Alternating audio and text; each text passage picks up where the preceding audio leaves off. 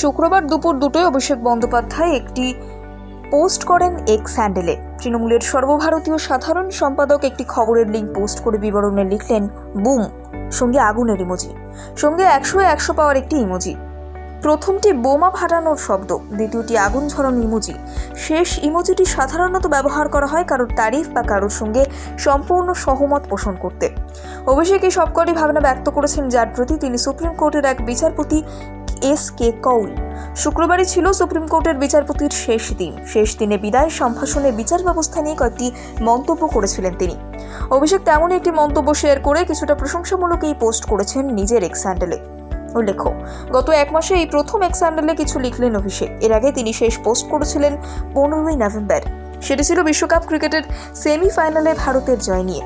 তার ঠিক 1 মাস পরে সুপ্রিম কোর্টের এক বিদায়ী বিচারপতির মন্তব্য পোস্ট করলেন তিনি। কি বলেছেন বিদায়ী বিচারপতি? নিজের শেষ কাজের দিনে অন্তে এসে যখন তার জন্য আয়োজিত ফেয়ারওয়েলে ভিড় করেছেন সহকর্মীরা, সবাই তার কাজের প্রশংসায় ব্যস্ত। স্বয়ং দেশের প্রধান বিচারপতি ডি.ওয়াই চন্দ্রচূড় বলছেন, বিচারপতি কৌল, আপনি বুঝতে পারছেন আপনাকে সবাই কতটা ভালোবাসে।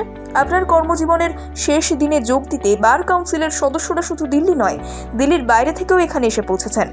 তখন বিচারপতি কৌল বললেন, আমরা যারা সংবিধানকে রক্ষা করার ক্ষমতা রাখি, তাদের সেই ক্ষমতা প্রয়োগ বা প্রদর্শন করতেও পিছুপা হওয়া উচিত নয়, কারণ আমরা যদি সেটা করতে না পারি তবে আমরা প্রশাসনের অন্যান্য বিভাগের কাছেও এটা আশা করতে পারি না।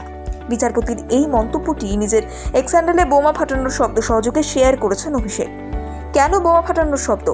অভিষেকের সঙ্গে বিচার ব্যবস্থার সাম্প্রতিক লড়াইয়ের কথা মাথায় রেখে অভিষেক ঘনিষ্ঠরা মনে করছেন, সুপ্রিম কোর্টের ওই বিচারপতি সামগ্রিক বিচার ব্যবস্থার নিরপেক্ষ হওয়ার আহ্বান জানিয়েছেন। অভিষেকও সেই একই কথা বলতে চেয়েছেন। বিচারপতিরা যাতে কারোর প্রতি একপেশে দৃষ্টিভঙ্গি রেখে রায় না দেন বা বায়াস না হয়, সেটাই তিনি বলেছেন।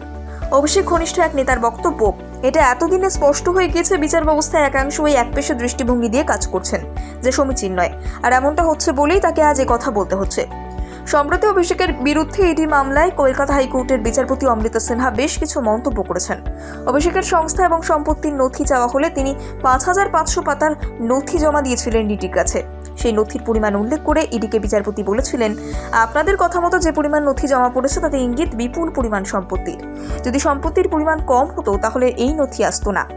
এমনকি নিয়োগ মামলা তদন্ত তৃণমূলের বহিষ্কৃত হুগলির যুব নেতা কুন্তলের একটি মন্তব্যের জের টেনে অভিষেকের বিরুদ্ধে তদন্ত শুরু করার নির্দেশ দিয়েছিলেন কলকাতা হাইকোর্টের বিচারপতি অভিষেক গঙ্গোপাধ্যায়। এমনকি তিনি একটি টিভি সাক্ষাৎকারেও এ ব্যাপারে ইঙ্গিত করেছিলেন বলে অভিযোগ উঠেছিল। পরে জানিয়ে মামলা হয়েছে। এ ব্যাপারে তৃণমূলের নেতাদের প্রশ্ন করা হলে তারা জানিয়েছেন, যেহেতু বিচার ব্যবস্থার মধ্যে তৃণমূলকে এখন লড়তে হচ্ছে, অভিষেকের বিরুদ্ধেও অনেক মামলায় বিচারপতিদের পর্যবেক্ষণ নিয়ে তৃণমূলের আপত্তি রয়েছে এবং মনে করা যেতে পারে অভিষেকেও এই ব্যাপারে কিছুটা একপেশে পর্যবেক্ষণ করা হচ্ছে বলে মনে করছেন। তাই সুপ্রিম কোর্টের বিচারপতির এই মন্তব্যে তার এই উচ্ছ্বাস ভীষণ একটা স্বাভাবিক ব্যাপার।